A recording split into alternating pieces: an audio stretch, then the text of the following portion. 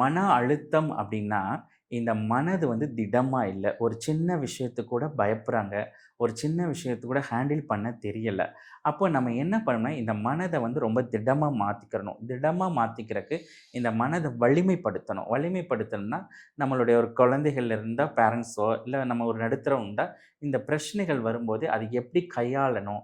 இந்த பிரச்சனைகள எப்படி அந்த கையாண்டா இந்த ஸ்ட்ரெஸ்லேருந்து வெளியில வரணுங்கிறத நம்ம யோசிக்கணும். அதாவது பிரச்சனைய பத்தி ஃபோக்கஸ் பண்றத விட்டு, அதுக்கு என்ன தீர்வோ, அதில நீங்க கவனம் பண்ணாலே இந்த ஸ்ட்ரெஸ் போயிரும். ஸ்ட்ரெஸ் எதனால ஸ்ட்ரெஸ் ஆகுது?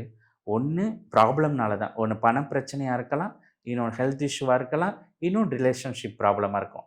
எல்லா விதமான பிரச்சனையும் இந்த 3ல கொண்டு வந்து பிரிச்சிரலாம். அப்போ இந்த உள்ள போகும்போது அது ஸ்ட்ரெஸ் ஆகுது. நீங்க அந்த ஸ்ட்ரெஸ் மேல பிரச்சனை மேல ஃபோக்கஸ் பண்ணாதீங்க. உங்களுக்கான தீர்வுகள் மேல நீங்க ஃபோக்கஸ் பண்ணுங்க. உங்களுக்கு பணம்னா 10,00,000 ஏர்ன் பண்ண என்ன பண்ணலான்னு யோசிக்க ஆரம்பிக்கும்போதே, அந்த ஸ்ட்ரெஸ் வந்து சேலஞ்சஸா மாறிரும். இப்போ உங்களுக்கு ஆரோக்கியம் சரியில்ல. இப்ப நல்ல ஆரோக்கியம் வரணும். இந்த ஆரோக்கியத்த நம்ம மீட்டெடுக்கணும் அப்படின்னு யோசிக்கும்போது, உங்களுக்கான அந்த ஸ்ட்ரெஸ் வந்து உங்களுக்கு சேலஞ்சா மாறிரும். அப்போ உறவுகள் இப்ப எல்லாமே இப்ப நம்ம இந்த உறவுகள சரி பண்ணிக்கிறோம்னு நீங்க நினைக்கும்போதே, நீங்க ஒரு ஸ்டெப் யோசிச்சு வச்சீங்கன்னா, இந்த பிரபஞ்சம் உங்கள ஒவ்வொரு ஸ்டெப்பா கொண்டு போயி, உங்களுக்கு என்ன தேவையோ அத குடுத்துரும்.